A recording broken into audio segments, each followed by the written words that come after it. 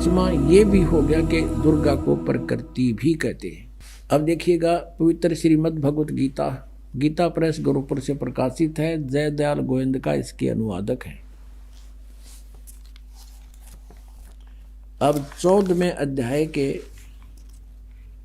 3 श्लोक ये concept clear कर देंगे।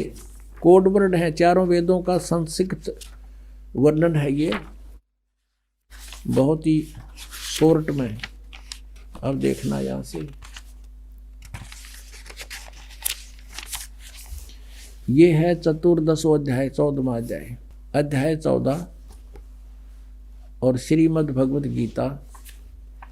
यहां देखना अब 3 श्लोक से, हे अर्जुन, मेरी महत ब्रह्म रूप मूल प्रकृति। वैसे ही इन्होंने यहाँ अनुवाद गलत कर रखा है, वैसे इसी से देखेंगे। प्रकृति सर्वभूतों की, सभी प्राणियों की योनि अर्थात गर्भाधान स्थान है, और मैं उस योनि में चेतन समुदाय गर्भ को स्थापन करता हूँ। ततः माने उसके संयोग से, ततः माने उससे सब भूतों की, प्राणियों की उत्पत्ति होती है। और चौथे में, हे अर्जुन, नाना प्रकार की सब योनियों में जितनी मूर्तियां अर्थात शरीरधारी प्राणी उत्पन्न होते हैं, दुर्गा प्रकृति तो उनकी गर्भ धारण करने वाली माता है, और मैं बीज स्थापन करने वाला पिता हूँ। यू काल बोल रहा है।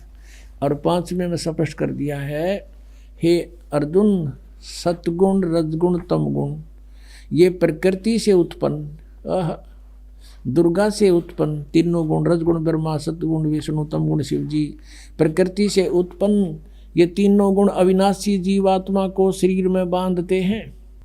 अब काल ने पल्ला झाड़ दिया कि ब्रह्मा विष्णु महेश इन जीवात्मा को कर्मानुसार यहाँ बांधे बैठे हैं।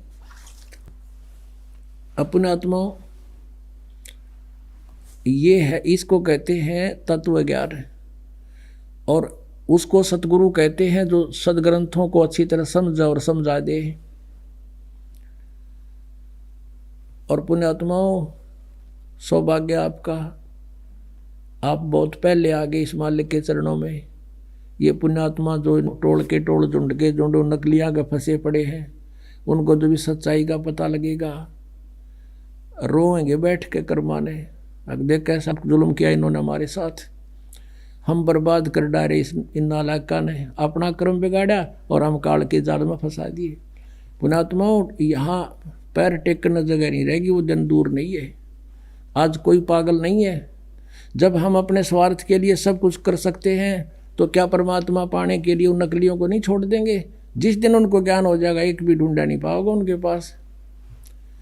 वो एकले बैठे पाओगे, क्या उनके परिचर पाओगे उड़े बैठे, बाकी सब भाग होंगे। यहाँ पर एक गांव में एक अंधा था, अंधा, वो बाहर से आता था, और वहाँ क्या करता था, वो भजन सुनाया करता, रागनी रुगनी गाता था, इंटरटेनमेंट कराता था। उसके बदले उसने कुछ पैसे दान हो जाते थे। वो हफ्ते 10 दिन में आगे डा करता उड़े। तो उनको क्या हुआ, एक बार उन व्यक्तियों ने सोचा, भाई यो तो 10वें दिन आले है और ये सिर में दर्द करे। तो उन्होंने कहा कि सूरदास, आज तो बहुत घने व्यक्ति आवेंगे और तेरे बाहर व्यवस्था करनी पड़ेगी। कहा अच्छा भाई, बाहर कर देता है। वो बाहर बनी में जंगल में ले जाके उड़ा खड़ा कर दिया। वो अगले सूरदास, इब तू आप सुना दे 4 बोल, और देख जनता बहुत आगी है, और तू बोलने जाइए, डटिए ना, नहीं तो बीच में उठ जाएंगे।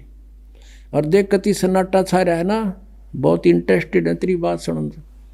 उसने उड़ा खड़ा करके, वो 5-4 थे वो चले गए। वो एक लाए बांडे खड़ा। तो वहाँ रास्ते चलता व्यक्ति आ गया। वो कहने लगा, रे गाने वाले रुकना जरा। वो कुछ देर तक बोला नहीं, गाता रहा। फिर बोला, रे भले आदमी, तने मैं पाया रास्ता बताने, ये कितने बैठे इनसे पूछ ले। ने बोला, तेरा फूफा बैठा है, एकला बांडा खड़ा। तो इन गेला वाह बनेगी एक दिन इन सारे संतां के लिए, सारे बाज जाओगे यहाँ पर।